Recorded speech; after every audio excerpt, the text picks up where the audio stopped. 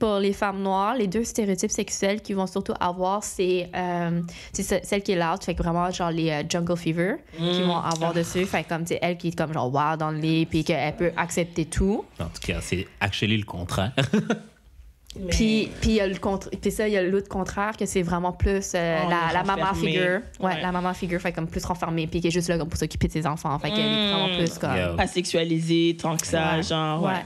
Puis ça les femmes asiatiques, c'est la même chose, nous on est vraiment perçues comme plus douces. Des petits vagins. Ouais, des petits vagins par exemple, qu'on est vraiment douces, qu'on est passifs ou sinon vraiment le contraire, qu'on est comme genre des tigers comme genre dans le lit puis qu'on est très sexuels. Mais comment pourrais voir un red flag que quelqu'un est en train de te fétichiser. Oh mon Dieu! Ah ouais! Moi, j'ai vécu des fétichisations, puis je pense écrire une thèse. Genre wow! C'est vraiment un sujet qui me passionne pour aller découvrir. C'est vraiment cette fétichisation-là. C'est vraiment tu t'intéresses à la personne à cause de son phénotype. Fait que vraiment parce que c'est une femme noire, fait qu'elle a la peau noire ou comme parce que c'est les affaires de m'appeler chocolat ou j'aime le chocolat, je trouve ça c'est cringy as fuck là. Comme non, je suis censée trouver ça le fun. Ouais, non. Mais c'est parce qu'il te colle une étiquette par rapport à qui tu es, puis tu n'es plus considéré comme une personne. Fait que tu es considéré comme un objet, puis tu es remplaçable. Fait que si c'est pas toi, ça va être une autre. Ouais, c'est ça. Ouais, c'est ça. Fait que c'est là que ça devient problématique, puis que ça va vraiment blesser une personne. Puis cette fétichisation-là peut vraiment être violente aussi, parce que, par exemple, s'il te considère passif, puis que tu vas tout accepter, ben, que t'as pas ce caractère-là. Ben c'est ça, puis il va peut-être des fois frôler comme genre justement cette ligne du consentement. Il y a des personnes qui se font agresser parce qu'ils disent tu sais les femmes noires comme ils aiment ça comme aller rough. Fait que envers de bord, pénétration. Moi personnellement, j'en connais des violences. Ça dérange pas si c'est pas vrai à this point. C'est le mental qu'ils ont eu dans leur tête. Exactement, c'est que les personnes qui le fétichisent, puis c'est pas on pense souvent que des fois c'est des hommes caucasiens, mais c'est pas juste les hommes caucasiens. Moi j'ai des amis hommes noirs qui fétichisent les femmes asiatiques comme genre puis je fais un call out comme moi je leur dis tu fétichises les femmes asiatiques. Bien différencier un fétiche versus une préférence. Oui. Est-ce que la préférence revient pas à une fétichisation? Moi, je trouve ça aussi. Mais si tu dis, mais moi, je date juste des... T'es un homme noir, tu dis, j'ai juste des blanches parce que ça donne... Je les préfère, c'est ma préférence. Non, parce que t'as des attentes. T'as choisi un truc à... Tu sais que I catch myself comme... Moi, j'ai dit très longtemps que je préférais les light skin. Ouais.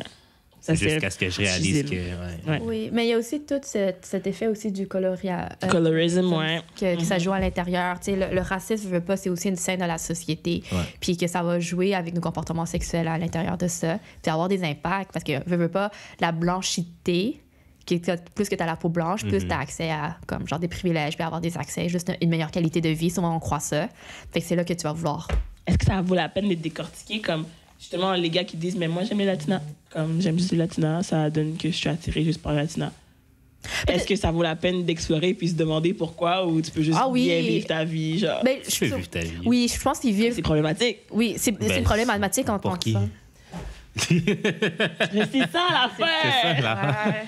Parce que c'est sûr que... Parce que, admettons, j'ai une amie asiatique, genre, elle sort avec un gars qui regarde juste la porn asiatique, puis elle s'est rendue compte que son frère aussi sort juste avec des asiatiques. Red flag. Red flag. Ouais. Comme something happened en même in the temps, water. ils ont une belle relation, puis ça va bien. C'est comme il y en a qui peuvent être très bien. Oui, mais l'affaire, c'est la journée qu'elle va casser avec, est-ce qu'il va tourner avec une autre asiatique? Fait à the end of the day, c'est pas vraiment... Oui, c'est problématique parce que ça devient une objectivisation de la personne. Ça te dépersonnalise. Oui, c'est ça. T'es plus considéré pour qui tu es parce que tu m'aimes, parce que moi, je suis telle personne avec telle personnalité. C'est vraiment parce que je suis une femme asiatique. Fait que si je t'aurais refusé au départ, t'aurais fait « OK, thank you, next ». OK, Tu vois, ça permet pas de penser que tu m'as considéré as a whole. Je suis tombée dans tes critères parce que tu m'as vu puis j'étais une femme asiatique. Oui. Puis il y a des petites phrases comme ça que genre, tu peux le percevoir. Par exemple, ils vont dire t'es vraiment belle comme pour une femme asiatique. Ou belle pour une noire. Ou les femmes noires, là, ça m'attire vraiment parce que ils ont des grosses fesses, par exemple. Puis t'es juste comme... T'as tout type de corps. Tu sais, c'est pas du Nicki Minaj qu'on voit comme genre à la télévision. Il y a des grosses fesses sur une femme blanche, mais ça va pas t'attirer parce que c'est pas ça que tu veux. Tu veux les grosses fesses d'une femme noire. OK, j'ai une question. Je sens que c'est problématique. Je l'ai vu dans ton cerveau. Ouais. Est-ce que les filles qui disent qu'elles veulent tout le temps juste des gars de 6 pieds 2 et plus, c'est un peu de la fétichisation? Non. Pourquoi? Parce que la fétichisation, je veux pas, c'est une personne de couleur. Fait que des personnes qu'on a vécu tout un passé colonial et l'esclavagisme. Ça peut être aussi quelqu'un d'handicapé. Oui, mais ce serait... Oui, en effet, ça peut être l'handicap. Là, mais ce serait une fétichisation au niveau de l'handicap. Mais là, on parle au niveau comme racial. Oh, ouais.